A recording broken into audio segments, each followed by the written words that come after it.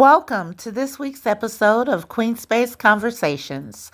I'm your host, Mary MJ Harper, and I'm excited to welcome Jeremiah and Dr. Marguritte Johnson into the Queen Space. Dr. Marguritte Johnson is the founding director of Stanford Sisterhood, Young Women's Empowerment Network, and CEO of MSJ-PRO Services. In this special Love Month edition, Margarita and Jeremiah share their beautiful love story and their journey through divine courtship, confirmation, and commitment. We'll also explore the importance of keeping outside opinions from interfering in your relationship, the power of prayer to sustain and strengthen your marriage, and effective communication with your spouse. So come on in the room. Let's get started. All right. Welcome to this week's episode of Queen Space Conversations. I'm your host, Mary MJ Harper, and today I am honored to have my good friends, Miss Margarita and Jeremiah Johnson, joining us today.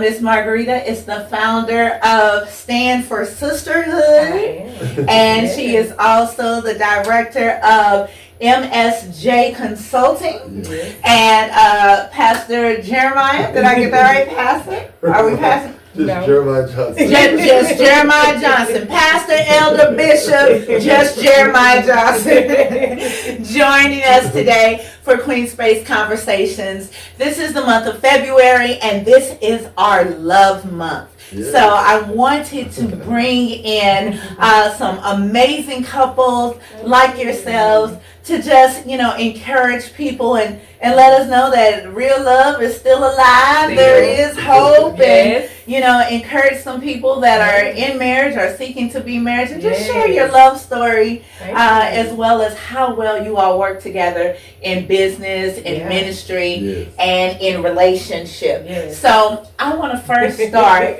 by asking, we've done this interview before, and we're bringing you back again. Yes, so I want to first ask, tell us about your journey of love. I want to know, the people want to know how you all met. Yes. And your amazing love story. Oh my Lord. It is quite a love story. Because we met at Walmart.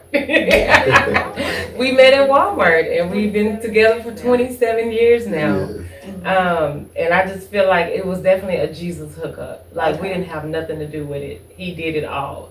We divinely bumped into each other in April of 1997. Mm-hmm. So it was a Friday night. I had to go pick up some pantyhose. Because back in the day, you couldn't come to church without your pantyhose. Especially my grandmother's, my grandparents' church. So they was gonna get you all the way together. You need your undergarments, your slip, all that. And so I had to go do that. My sister wanted to go say hi to her boyfriend. So it was like, you got 5 minutes. I'm gonna go pick up these pantyhose, stockings, whatever people call them, and I would be on my way. Well, he had a youth organization, and they were out in front of the store doing a fundraiser. Mm-hmm. And one of his young kids, mentees, asked me to buy a candy bar. And I said, I'll get it on the way out. And I forgot because I was rushing. I was so focused on getting to church on time. And I forgot. And he ran me down. And he said, you forgot to buy the candy bar, ma'am. And I'm like, oh, bought the candy bar. And then he said, by the way, my mentor would like to meet you. He had no idea that his mentees was trying to set him up all the time. Okay. Yeah. I was trying to find him a good one. Yes. Well, he stopped at me. So. Well, they got it right that time. They got it right. But I told him, I said, oh, thank you, that's so sweet. And I kept walking. I said, tell your mentor, I said, hello. Mm-hmm. And I kept walking. And my sister was like, you're not going to even go say hi? You're not going to meet? I'm like, no, I don't care. I was just focused. I wasn't trying to be I was not trying to be distracted by nothing. I was on my way to college, and I'm like, But I turned the wheel towards the freeway to go, and she turned the wheel back towards the front door. And she was like, at least go say hi. And here we are. It all started with a hi. It all started with a hi. I went to go say hi, and I saw him. I said, oh, he is tall, dark, and handsome. He was cute. Mm-hmm. And then he was like, where you ladies headed? And I'm like, to church. And he was like, I'll come to church with you. I said, yeah, right. They all say that. I said, yeah, right. He was like, I'm serious. Yeah. I'll come to church with you. And then he asked me for my number. I said, no, but I get yours. Just in case I don't like you, that'll be the last conversation we have. I didn't play. I just wasn't playing. I didn't have time to play. I met her with a chip on her shoulder. Yeah. Yeah. I just wasn't, I didn't care. I didn't have time to play games. Yeah. You know what? From the time I was a little girl, I knew I was meant to be a wife. And I just knew I wasn't going to waste time with anybody who didn't look like husband potential. Yes. To me. So why play games? Even at the age of 18, I'm like, if I don't consider you husband potential, I'm not even wasting my time with you. Yeah. And so, but after church, I did call him. He had a great conversation. And here we are. It happened really, really fast. So we met April of 97. My prom was like a week later. Okay. And so he wanted to go to the prom with me. So he is still upset with me Because that I did not. 7 years later, yes. Yeah. Wow. And I did not take him to the prom. I said, you got the biggest day, the wedding day. Like that definitely surpasses the prom, but he did not get over Well, we me. might have to do one of them adult proms. I know. So you can get a do-over. Yes. He has not gotten over the fact. So that was April of 97. We met. May of 97 I graduated. I guess we started saying we was dating. We never ever put a title on who we were or what we was doing. Okay. But in June we started spending a lot of time together. In November he proposed to me. Okay. And then in May of 1998 we were married. Wow. So a year later. Okay. And here we are, 27 years later. Yes. So what did she miss from that story? What did she miss? No, The date night. The date night. The first date. And so when he proved to me that he would come to church. Okay. So around between actually, so we met, and then like Easter was like a few days away from when we met. And so here I am in the choir singing, and here in walks this tall, dark, handsome guy. Okay. So I was in the choir singing, and I went to a family church, my grandparents' church. So everybody wants to know who is that? Who is this? So I went right back to my own seat. She did. Because people know I went back to my own seat, and after I got through singing, he passed me up a note and said, "See, I told you I would come." Aww. And then he said, "And by the way, I'm an evangelist." I was like, "Oh Lord, Lord Jesus!" So he did show up. I just love hearing her tell the stories. So that's why I just be like, yeah, he showed up and he was an evangelist. And right then and there, I'm like, I wanted to run because my whole life, if I ever received a prophetic word from anybody, from the time I was a little girl to the time I was a teenager, you're gonna be a preacher's wife. That's what everybody always told me. Even in high school, they was like, you remind us of Whitney Houston in The Preacher's Wife. I'm just like, always I was going to be somebody's preacher's wife. So I'm like, and I ran from it. I didn't want to. Yeah. Because my grandparents were pastors. My mom, was in ministry. And I'm like, I don't want to go through that. I don't want that. Yeah. But here we are. Okay. And then after that, we went. So it was Easter. So my grandmother walked up to me and she said, "If your friend want to come to dinner, he's invited. He can definitely come." So I went and told him I invited him to dinner, and then what happened? Oh yeah. So I saw one of the most exciting things that I'd ever seen before. Okay. And it still stuck with me to this day because I really just hadn't seen that. Even though my mom was a servant and she served all of us 4 boys and 1 girl. But I still hadn't seen ladies that had a passion to serve men in the fashion that they did. So they was all dressed up really, really nice for church. And we walked in and they was taking all the men's jackets or hats or whatever. They was taking our garments and then showing us to our seats. And so I was just sitting there, and then all of the ladies was coming in, getting out the car, coming inside, and then they started putting on aprons right over their clothes. Yeah. They didn't change or anything. They just put aprons on.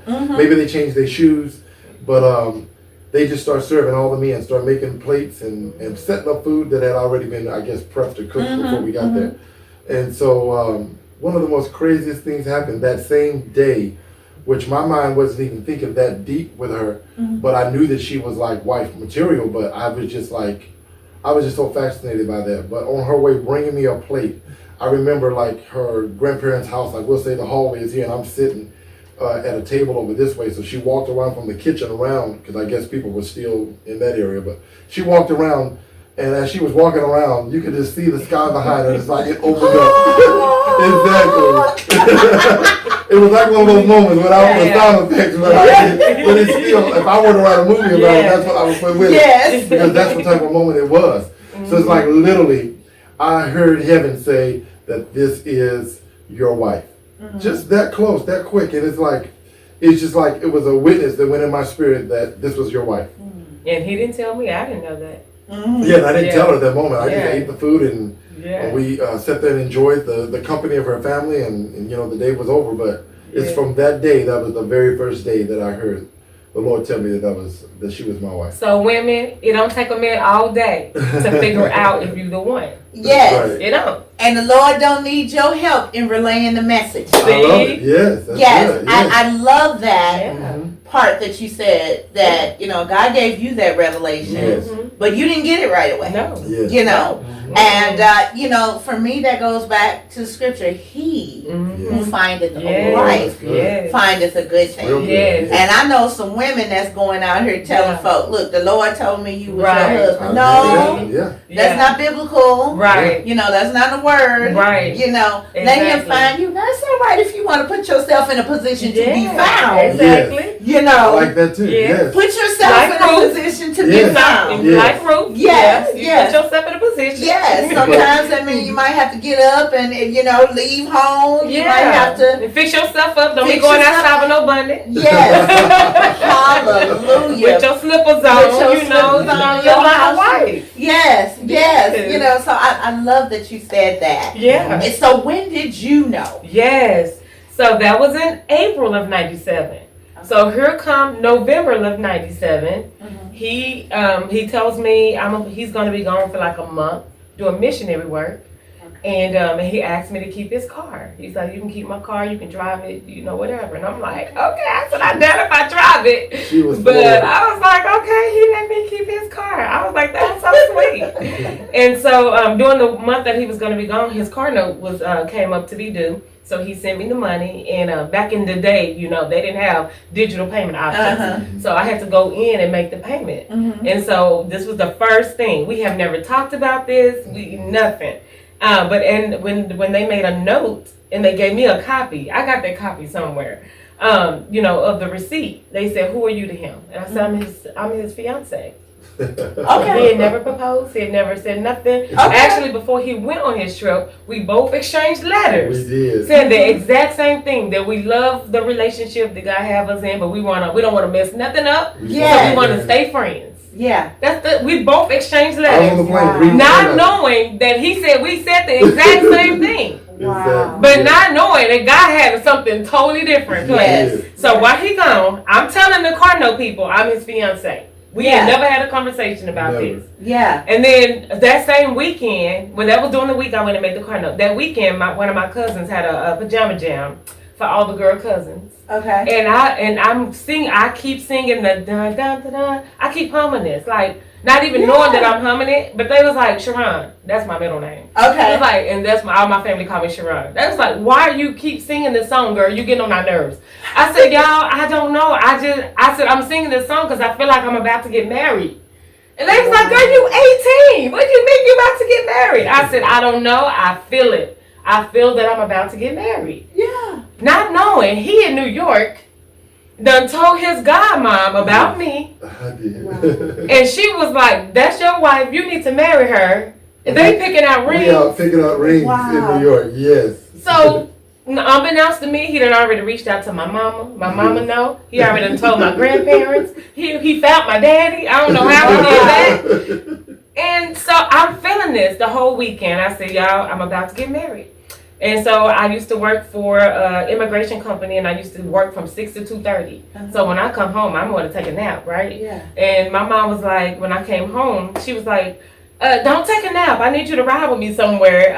I need you to take me to the airport. I said, take you to the airport for what? I'm sleepy. I've been up since 4:30. I want to go to sleep. I loved my sleep. And I'm the opposite now. I used to go to bed at 8:39. Now I'd be up to 2 or 3 o'clock in the morning. So my mom was like, ride with me. So I was like, okay. She's like, matter of fact, you driving. So I drove her to the airport. And lo and behold, we pick up him. Oh, wow. We're picking him up from the airport. And this whole thing, so we take my mom home, and then we go back to his apartment, and he starts preparing dinner for me, for us. And then right in the middle of dinner, he got on one knee and asked me to marry him. And then the next day, he goes right back and get back on the plane and finish his evangelistic trip. So you just came home just that way. For that special moment. Yes, ma'am. Look here. Yeah, he did. If he ain't willing to do nothing special, I don't want to hear nothing about not going the extra mile or nothing like that. If you stop what you doing to get on a plane just to come cook for her, and I married you. Remember that? I know I did, but you that is awesome. Yeah, and he made me a dish I had never ate before. Where I used to eat these, but not together. Like that was one of his things. He used to put corn and peas, sweet peas together. Yes. And then what you made? You made some chicken. I can't remember. I remember the corn and the peas because I had never had that before It was together. good, it was good. He could cook. Doing the mashed potatoes. I think he had some rice. Okay. I think he had rice. Cause you said that, I'm like, oh yeah, corn and sweet peas. And then you had a little mashed potatoes. I think he had rice that day. Rice and some gravy. He even burnt his arm one day trying to cook for me. Oh wow. He was trying to cook for me and my mom. Yes. This is after we were married. Or before we got married. I think right after we got married. I think we were still engaged, I think. We were still engaged? Yes. But he was trying to cook for me and my mom, and he poured grease down the disintegrator and turned it on, and then it squirted back up. Yeah, and he had to rush him to emergency. Yeah. Crazy. Lord Jesus. I'm glad you got you a wife. I know, I am too. I wanted to point out something else too that you said that was so powerful, but that he who finds a wife finds a good thing. Yeah. But I also believe that God is not just going to give the man the confirmation. He is going to give the confirmation to the woman too. Because there's a lot of spooky men going around saying that this is my wife. But God got to give y'all the confirmation. He did it. He got to bear witness. He's not just going to tell one person. Yeah. He's definitely going to tell both parties. Yeah. Yeah. So it was confirmation of what I was feeling that whole weekend with my cousins. Okay. Because he came and proposed to me. Okay. And so right after he proposed to me, we gave the news. He gave the news to his mother, and I had only met her once during our friendship time. Okay. I had never, and so he wanted me to go meet her now as his fiance. Yes. And she wasn't hearing it. She wasn't trying to hear it. She wasn't having it. It switched the whole. It switched everything. Yeah. So we went down. It was a 4-hour drive. And I guess he had already let her know prior to that, he was about to marry me. It wasn't nobody. She just didn't feel like nobody was good enough for her son. As most moms know. And so she didn't even really know me, but she shut me down. Okay. So we went the first time. We pull up in her driveway, and she was like, I don't know why she in my driveway. I don't know why she in my driveway, but you're not marrying her. Like, she not. It went down from there. So I told him, I said, baby, look, we done drove 4 hours. Go ahead and spend as much time as you want with your mom. I got a book. I can sit in the car. I'm good. Yeah. So we did that. And that speaks volumes about your character right there. Yeah. Because it exemplifies the spirit of humility. Yeah. Yes. And being a wife in ministry. Yes. You definitely have to have humility. Layers of humility. Yes, ma'am. And that ability to be like, I know. That mouth shut and keep that neck from twisting. And that arm from And you know what? And sometimes I'm so humble. He be like, "Dang, I wish sometimes you would bring out the Oak Cliff in you." He told me that sometimes. He's like, I wish sometimes you would just bring out the Shacliff. Because my name is Sherelle, my middle name. And he was like, that's my Shacliff. I'm like, okay. Like, don't bring her out. But a couple of months later, we wanted to try again. Okay. And she was not having it still. Okay. And she was like, why is she in my driveway? Like, why is she here? Like, and so again, I told him, hey, spend the time with your mom. We didn't drive this far for nothing. So, hey, I'm going to be okay. And so I sat in the car. But on the ride home, I was having a little meeting with myself. Yeah. He didn't know. And I'm like, I can't do this. Like, I'm not going to do it. I love him. But I can't do it. So either that night or the next morning, I texted him. I said, we need to have a meeting. And so we met at the Applebee's right in front of the Walmart that we met at. Yes. And I just looked at him and I said, I love you. I do believe you were my husband, but I can't marry you. Mm-hmm. I said, I can't do it. I don't believe in coming in between happy homes and families, and your mama love you. Mm-hmm. And I ain't trying to come in the midst of that. Yeah. And so, she did. yeah. Oh, Wow. So he got on the phone right there at dinner and called his mom and said, Mom, I don't know what you're going through or what's going on with this particular young lady, but I know that this young lady is my wife. Mm. So if you can't accept it, then, you know, that's between you and God if you cannot accept that. Oh, that's what I'm talking about here. Yeah. See, that's just... It was a hard He conversation, did. though. Yeah. My mom was the kind of mother that don't play. She Yeah. raised 4 boys and 1 girl by herself. Mhm. Yeah. My mother and my father separated when I was like 6 or 7 years old. Mhm. And she didn't play. She didn't rule her house with an iron fist, but you know when you got boys, Yeah. so she had her heart in one hand and a switch in the other hand. She Oh, a hammer in the other hand. I didn't want to say the hammer. Yeah. But the crazy thing is, she just owned him right there on the phone. She Wow. said, I no longer, then if you're going to marry her, then I no longer have a son named Jeremiah Johnson. Wow. She It was told very him that. hurtful. Because me and my mom has always been close. Yeah. Wow. And that was the thing. She thought that she was going to lose him because now I was in his life and like I was going to replace her. That's what she was thinking. And because he was stopped. If they broke a nail, his mama, his sister, he driving down to Oklahoma to help them get a manicure for that nail. Yeah. So he was everything to them. And but when he stood up for me in that moment, I said, okay, I got the right one. Man. He stood up for me. Yes. And I Because said, that okay. speaks volumes. Yeah, I said, although he might have Yeah. been a mama's boy, now he's leaving to cleave Yeah. to his wife and become one with me. Yes. And after that moment, I'm telling you, I had such a peace about and I was young. Yeah. I was just 18. I wasn't even 19 yet. Yeah. And so, but I was 19 when we actually got married. But during all this time of the engagement part, I was 18 still. Yeah. But I just felt such a peace about he was my soulmate. As you should have, because that's a lot.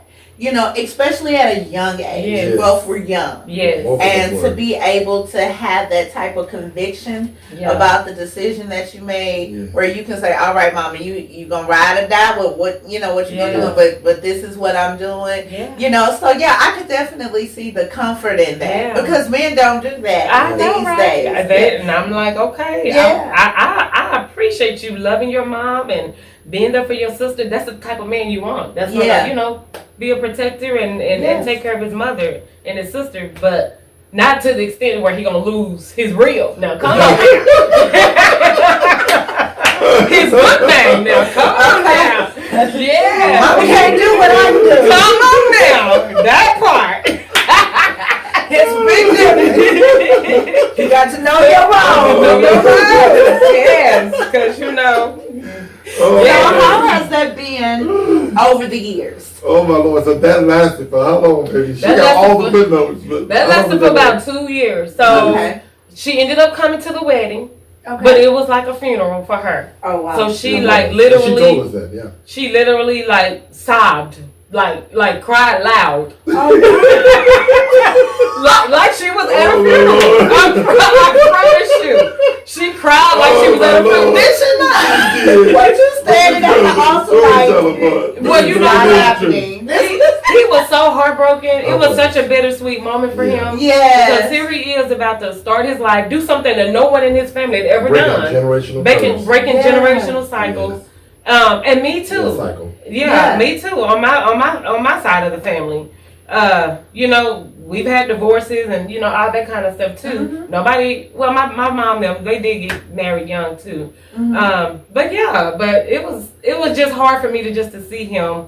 He cried our entire wedding Oh wow. because his heart was so broken. Yeah. From what he feeling like you got to choose. You know. Yeah. Between Yeah. your wife and your mom. And my Yeah. sister. And his sister. So his sister Yeah. showed up to the wedding like she want to beat me up. She So she stood stood up the whole time In with the back jeans of the and church. a And y'all shirt had on. never had no disagreement. There was no reason bad No, blood. nothing. why they hadn't. I had never her. disrespected them. I had Never. never said nothing. She was nothing. always the real cool, calm, collected. She Yeah. talking more now. than what Yeah, she was because I used to when we even first- talk like this. I was She was very very quiet. very quiet. Yeah. And very passive and just very just like you said, very humble. Yeah. Yeah. I'm glad they got that side of me. Yeah. Because I've grown a lot and I know my voice and I have a Yeah. voice now. Yes. So I probably would have been, now if this would happen to me, then I would definitely have been more vocal. It'd have been different. Yeah. Different. I would still been respectful. Yeah. But I would have still vocalized more. Yeah. Because Yeah. I really didn't say anything. Yeah. You know, but I did, you know, when you go and try and you present the roses to your mother, your grandmother, your godmother. Yeah. I tried to do that with her at the wedding. Yeah. In front of everybody. Yeah. And she threw my rose on the pew. She My rejected my rose. my She mother- threw my rose on the pew, and I tried to hug her, and she moved me out the way and hugged her son. Yeah, she did not hug me. She threw my rose in front of everybody. So the whole audience was like, oh. Like they made a noise, like like you can see her like just totally it was disrespect me. Like Yes. Wow. it was crazy. But you know what? God had me in such a place. She was in such a place He of had peace. me in such a place. Like the very it's first like- day when God gave me the announcement that this was my wife, the second wow factor moment was the day of our wedding. Just to see the glow and the glare, not even knowing all the things that my wife had went through behind the scenes before she even walked down the aisle, in the back trying to get ready, and it was just a lot. But when we go back and we look at it now, we just know that it was nothing but Satan. Literally, I mean, when you say that, not trying to be super spiritual, but it was nothing but Satan that didn't want this union to be together. There is some people that just get married and they don't have no problems, no issue. Both families love each other, and it's just a hoorah kind of a thing. But we were actually being fought. We were just under an attack on both sides of the family. It was just horrible. And there was no particular reason why Satan was fighting us outside of purpose and destiny that we would have together. That would be the only reason why Satan would attack us. Especially when you look at your lives now. Exactly. And you look at your children and you look at the things that you've been able to accomplish in ministry. You know, I could definitely see the fear factor from the enemy. Because, you know, you guys are a dynamic couple together. And I'm so glad that you know, you stuck to it and you. I'm telling you, this young lady is like she's been like a blanket to me, or a coat. Whenever I say that God has given men and women the ability to cover somebody, that's what she's been. She's been an I am every woman to me. She really have in so many different ways. But that back to that story, it lasted for 2 years. And then Thanksgiving came around. I'll let her tell it because she's a good storyteller. You are too, baby. And he's an amazing covering too. And I told him, and I tell him a lot still, like he restored my trust and my faith in man. Because I didn't have a father. You know, my father popped in and out of my life. And so he started the door of mistrust for men. Because I'm like, you're not a person of your word. Like you say, you come in and we don't see you for 4 years. So, you know, he started me, I don't trust me. I don't care about nothing you said out your mouth. I need your actions to prove, you know, to show me. I don't care. So that's why I'm more of an action person. Because you can talk all you want to. But I'd rather see your actions. Put money where your mouth is. That part. And so my dad, you know, he kind of, you know, did not, you know, he definitely made me distrust men. And then my mother married my stepfather, and he was very abusive, like verbally abusive, very intimidating, very controlling, very manipulative. And so when my mom married him, she had 2 nervous breakdowns from being married to him, from him just constantly like putting her down. It just was nonstop. And so I'm like, oh my God. So then on the flip side, he was a good provider, but then he was abusive.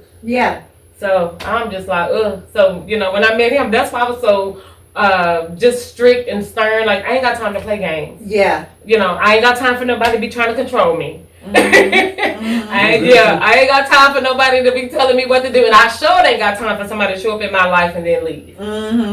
You know, so. And she's expressing this way much more stronger, with more intensity now. But she was such a humble lamb, explaining that and expressing that when we got together, when we first got together. But it's a blessing to see how my wife has evolved. And that was, I feel like, one of my assignments when I met her is to help her get her voice back. Because she definitely had a powerful, powerful voice. And she's been anointed from day one.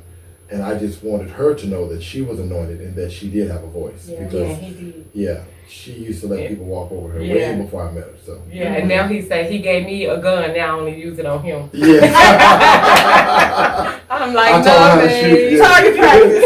Exactly. But fast forward, so 2 years. So after the wedding, she left his brother at the wedding. His brother, because she was thinking that was gonna ruin the honeymoon because the brother was gonna need a way home. Oh wow. So she left his brothers at the wedding because they wanted to stay and hang out and take pictures and do it. Soon as we said I do, she jumped up and left. We didn't even see her. We didn't take no pictures with her, nothing. Oh wow. And so, thankfully, one of my other pastor friends from Kansas was here. So he was like, y'all don't worry about it. Go to enjoy your honeymoon. I'll make sure brother get home safe. Okay. But she left him here on purpose because he was for me. He liked me. Yeah. So you stay over there with her. Yeah. All my brothers. Yes, all the brothers, all his grandmother, they loved me. My mother's mom loved her too. Yeah, Yes. everybody else in the family did. Yeah. Yeah. And so after the wedding, when she would call the house, if he wasn't there, let me speak to my son, or either if I pick up the phone, she hang up the phone in my face. Oh wow. So that went on for a while, and I'm just like, Lord Jesus, I'm so over this. But then she called one day, and then she was like, I would love for you to come to Thanksgiving dinner. I'm like, is this the same one? Hello? Hello? Yeah. I'm like, so when he came up from work, I said, babe, your mom just invited us to Thanksgiving dinner. I'm not going. I'm not going. I'm like, I'm not finna let this woman poison me. I'm like, I don't know what her plans are. But she went from hanging up in my face to inviting me to dinner. Yeah. You're like, what happened? What happened? So Yeah. I don't know. So I told them I wasn't going. I called my mama. They told me don't go. They was like, don't go. I was having nightmares. It was just a mess. I'm like, oh Jesus. Because you're torn. I was torn. One part is like, okay, this may be the olive branch, but at the same time, I'm like, I don't want know. to. But I know my husband need this. Yes. So yeah. So he was like, listen, my mom, she done She showed her behind. Either Yeah. she like you or she don't. She's not fake though. Yeah, he Okay. said, but she not evil like that. Like, she's not gonna poison you. So let's just go and let's just see, let's just go and see. And I was just really praying. I was nervous the whole time. She was. Yeah. But when I walked in the door, this lady who I hadn't seen since our wedding, she came towards me and just hugged me. Wow. Like the biggest hug, and she was sobbing on me and asking asking me to forgive her for how she acted in front of a whole room of family that I hadn't even met yet. And so she was very apologetic, and until the day she passed away, which unfortunately we did lose her July 3rd of 2024. Yeah. Every time she talked to me, she never stopped apologizing to me. Oh, wow. And she said, I'm so glad my son listened to the voice of God Yes. versus listening to my flesh. She said, because you're the best thing That that could ever happen to my son. That's So awesome.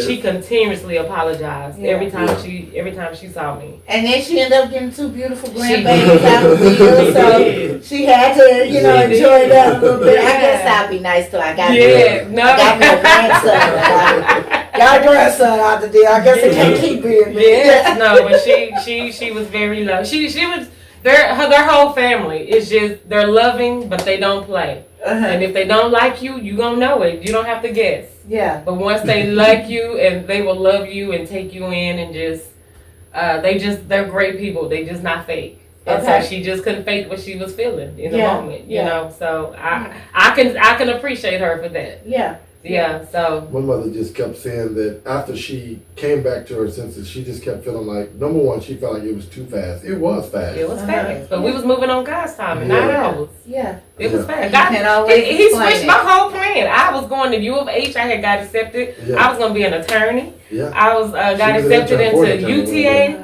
Yeah. And University of Houston. So I had decided to go to Houston.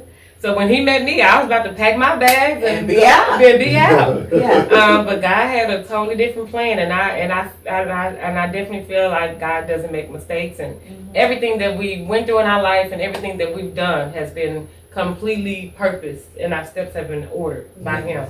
Yes. So that was some major conflict major. early in your marriage. Yes. That lasted a while. So my next question for Yeah. you are, what are some strategies or principles that you use to navigate disagreements or challenges in your marriage? Yeah. So as we said, his family, they were very bold and in your face. My family was more sweep under the rug issues and stuff. So when growing up, I didn't like the fact that my family swept stuff under the rug. Mm-hmm. So even though I was the quiet one, when it came time to trying to get stuff together, I was the more vocal one. Mm-hmm. But when I married him, I still never liked confrontation. So when we first got married, we had two totally different communication styles. Like, we did not communicate the same way. Yeah. And so what saved our marriage for the first 3 to 4 years of our marriage was we had to write letters to each other. Yeah.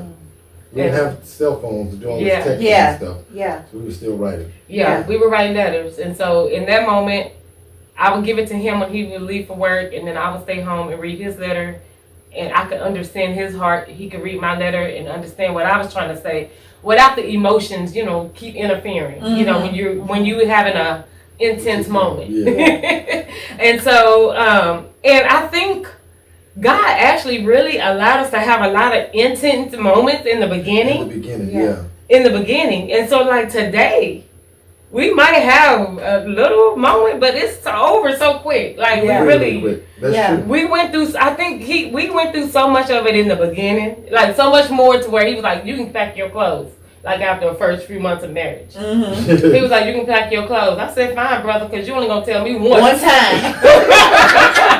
I said, let me call my mama, come pick me up. And then when she started packing, I'm like, no. I know.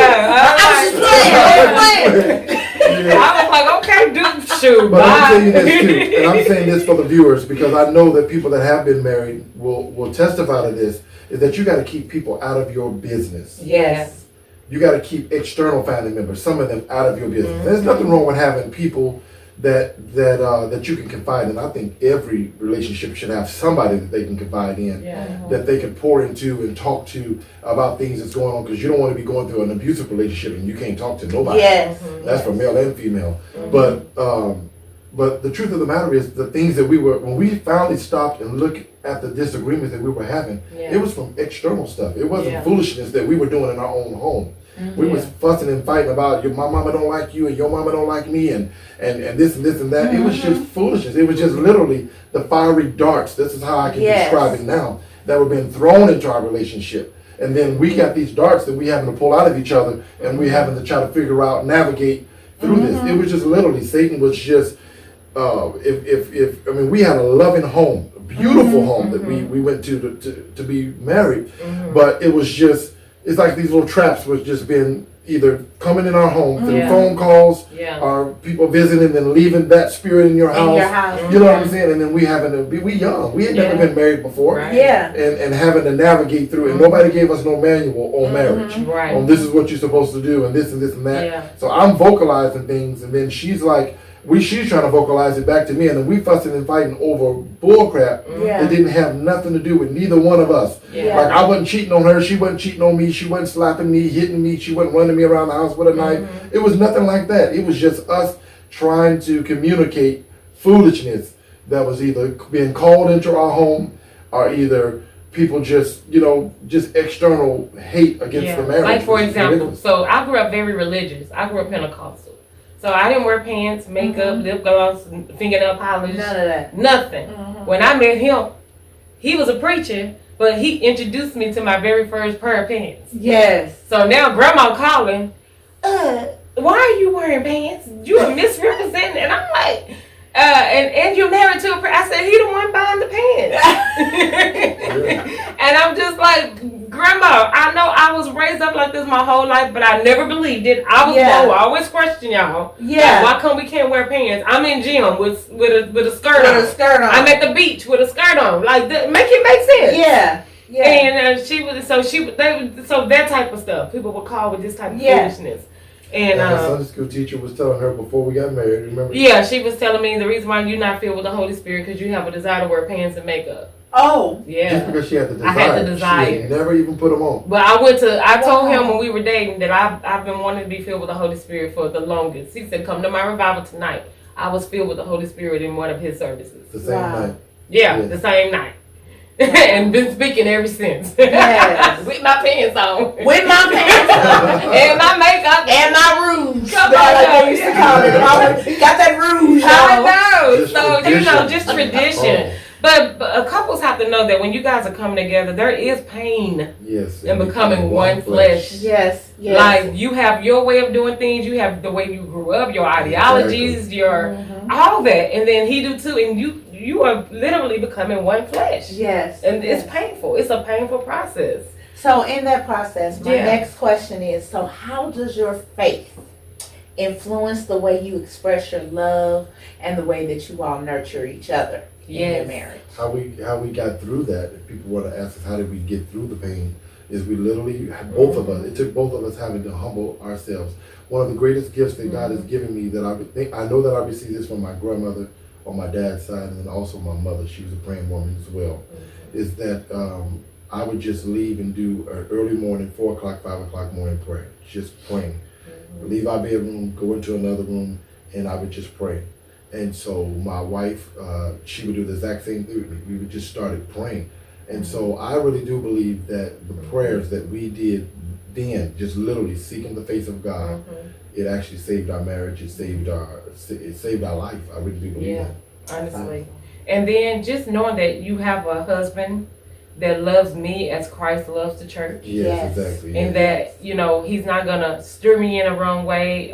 He definitely covers our family, in prayer. Like, he brings us together in prayer. Yeah. And so, definitely prayer has been the super glue. Yeah.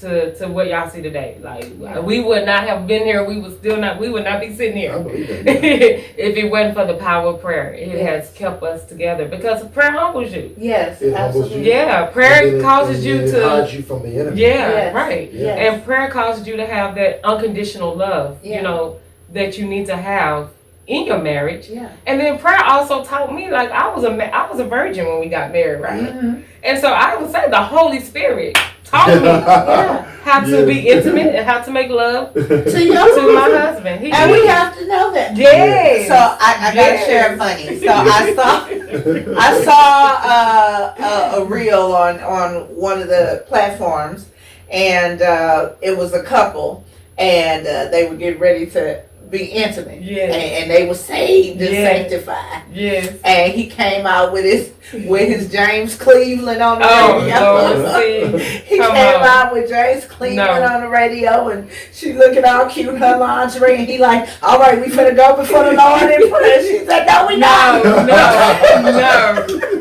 See, and that's the thing about, I've had some wives reach out to me, over the years, and I'll always be the younger one, but I have a lot of older women who reach out to me. Yes. And one of them was like, can I wear lingerie for my husband? Like, my church tell us we're not supposed to. Okay. Why? What is that? For one, why is the church in your bedroom? Exactly. Yes. And for two, if you are married, you have said I do. Exactly. That means you can do whatever you want to do because the marriage bed is undefiled. Yeah, exactly. So as long as it's just as long as it's just you and your husband, that part undefiled. That don't include no extra parties. No. You have to say that. No, we're not doing that. Yeah. The two of y'all who got the ring on, who made the commitment to the Lord, in front of a cloud of witnesses. I don't care if it was the judge and a witness. Yeah. You know what I'm saying?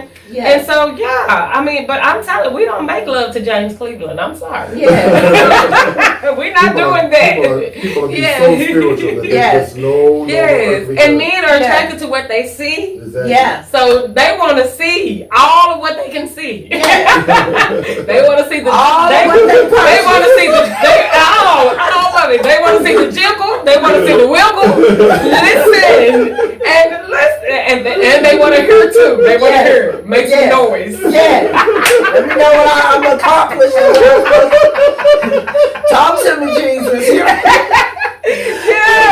But even in have fun. Yes, you have to have fun. You And that's what I love about that, because even in marriage and relationship, or even just dealing with other couples, you know, we have to find the light side of it. You know, sometimes we can be so serious under the pretenses of being religious. Exactly. Not spiritual. Right. But religious. Because God created intimacy. Yes. And it's beautiful. Yes. We perverted it because we've done it outside of His will. Yes. But if it's according to His will, He's like, go for what you know. Do what you need to do to get it done. That's what I gave it. So for 27 years, you know, it's like we still love each other. We still like each other. I mean, He can't keep His hands off of me. Totally. I love it. Yeah. He cannot keep His hands off of me, and I can't keep mine off of him. But sometimes, you know, like, brother, can the sister breathe for a second? There you go. Here's my question: where the other 3 brothers at? I got the best one. I got the best one. You know what? I ain't gonna ask you that all the time. Where's your other 3 brothers? There you go. Like, I know they didn't just make one. But we love having fun. We do. We love having fun. He cracks me up. You know, in public, you know, he's so quiet and you know, he's really quiet in public unless he's speaking. Now when he's preaching, he's a whole other different person. But he really is just a quiet, laid back person. But I just love, he keeps me laughing. I mean, him interacting with our kids is hilarious. But we still go on date nights 27 years later. I don't care if we going to the $5 movie on Tuesday night. That's real tough. That's what we've been doing for the past, 15 years? Yeah. Every Tuesday we go to the movie. I love it. $5. Yeah. And then we go share a Sunday at Brahms. Yeah. So we don't have to be this big, expensive.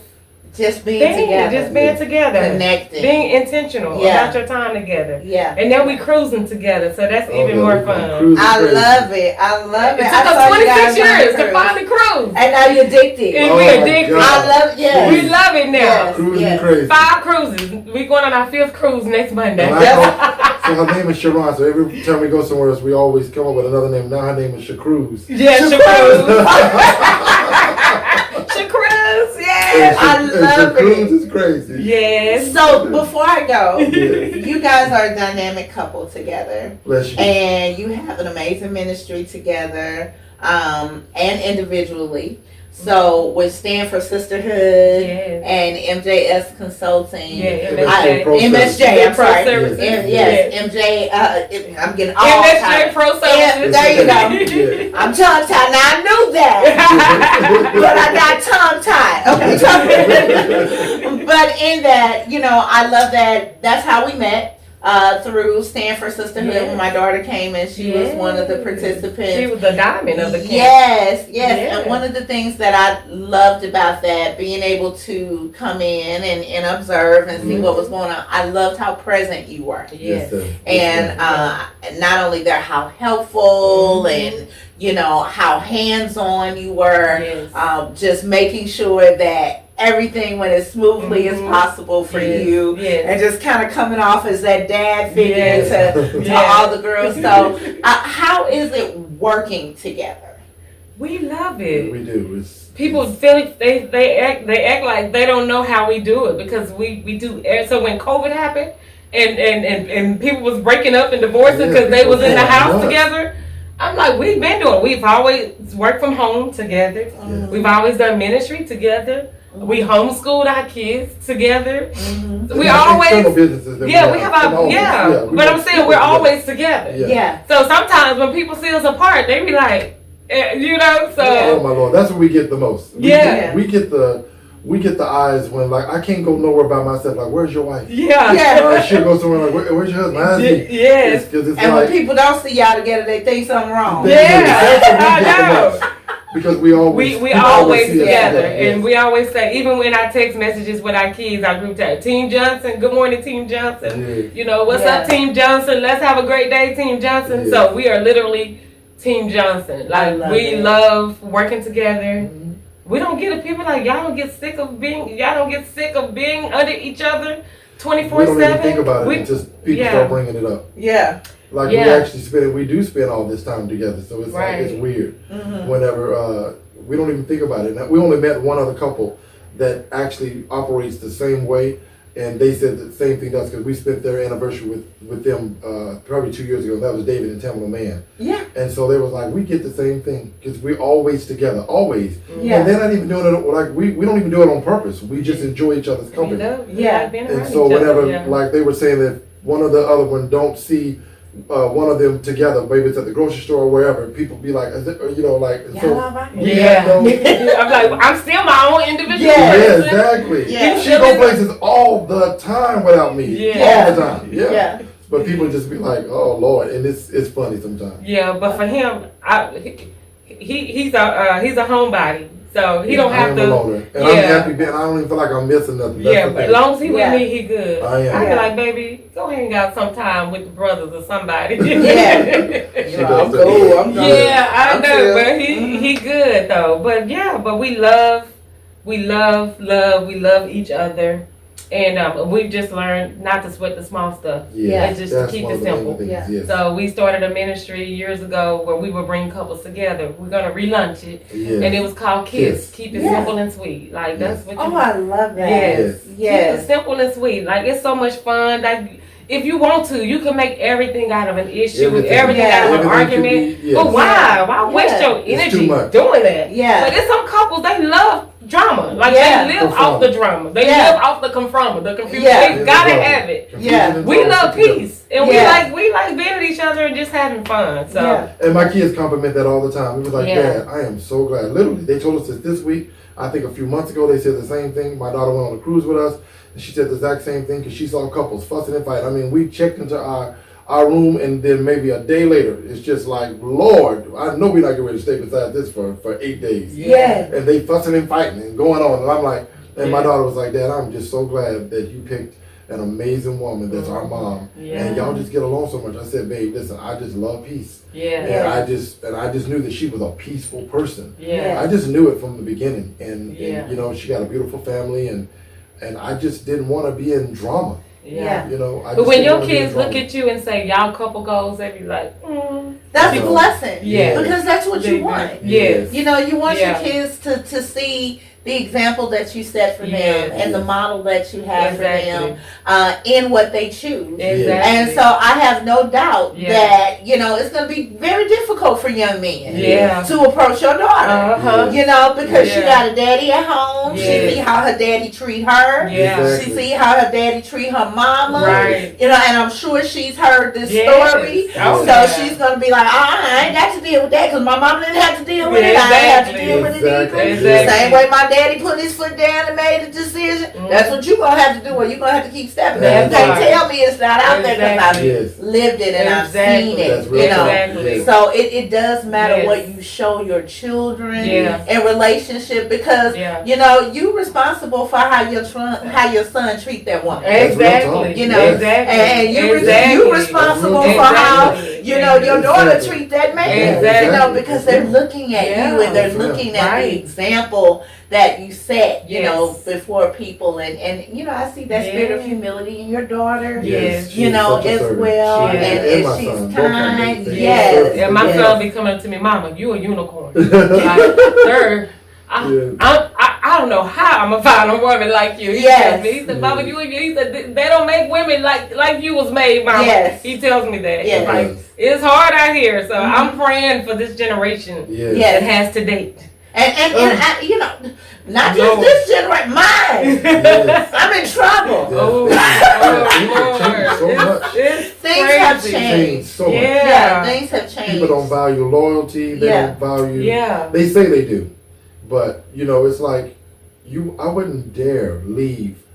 I mean, I don't care what type of situation me and my wife had. I wouldn't dare leave this relationship trying to find something else. I just found out water your own grass and get it as green as you need it to be, right?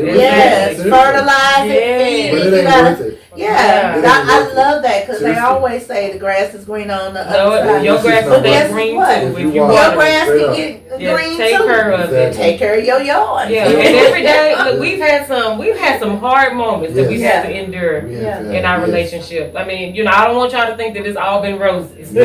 We've been through repossessions. We've been through homelessness. Yes. We've been through it all. We've been through a time when we were sharing 2 tacos for 99 cents at Jack in the Box. Yeah. But we made up in our minds. Yes. He asked me and I asked him after the moment with my mom when I called her over, and then we got it together before they even got there. After they left, he looked at me and I looked at him, and we both asked each other, "Do you want this marriage?" We did, yes. And then we said, from this moment, then let's not fight each other. Let's fight for the marriage. Yeah. That's real talk. And we've been doing that ever since. And we made it our business. Whatever we go through, we going through it together. Yeah. So if we on the mountaintop, it's together, and if it's in the valley, it's together. Because we meant our vows, for better or worse, for rich or poor, to death do us part. So you guys have already answered my last question throughout the entire interview, which was, what advice would you give other couples that are looking to strengthen their relationships? And you've already answered that question because you talked about the key factor, which is prayer. You know, prayer and compromise and listening and learning how to communicate, learning what your communication style was, and things like that. So you've already given that advice. I'm going to switch it up a little bit since this is Love Month. So how many years of marriage is this? This is 26 years of marriage, 27 years together. So after 26 years of marriage, with this being Love Month, do me a favor. And if you would just, each of you just take your own little second. But if it's something that you could tell your spouse about how you feel going into this 26 years or just looking back over your life. And I ain't even in the room. She sounds like one of my But I want you guys to just take a 60 seconds or so and just share with each other. I want to go first. Okay. Baby, I just want to tell you, seriously, thank you so much for being patient. Thank you for being caring. Thank you for being loving. I mean, you are an amazing wife. You're an amazing mother. But just thank you for keeping your word and beyond your word. Seriously, thank you for letting God use you to heal me. And thank you for trusting me to be in your life and walk through this journey with you. I love you so much. Oh, it's so sweet. I do. Thank you, baby. Awesome. I love you. Thank you, baby. Oh my gosh. I love you so much. And I just want to thank you for being my rock. Like, I tell you this all the time. If I don't know that anybody else on this earth loves me genuinely, intentionally, wholeheartedly, I know that you do. And that's my truth. Like, you are literally my best friend. I can talk to you about everything, anything. And you keep me laughing, you keep me grounded. And you are my number one cheerleader. Like, I don't care what I want to do. It may sound crazy, but you put your money where your mouth is. You fund it, you invest it, you believe in me, and that's just the greatest thing that I could ever ask for. It's just a husband that genuinely loves me, supports me, and you love our children and you take care of our children. So, thank you, Daddy. I love it. I love it. Yes. Well, this is February. This is our Love Month. And this is our first interview. And I don't know if they're going to make their next appointment.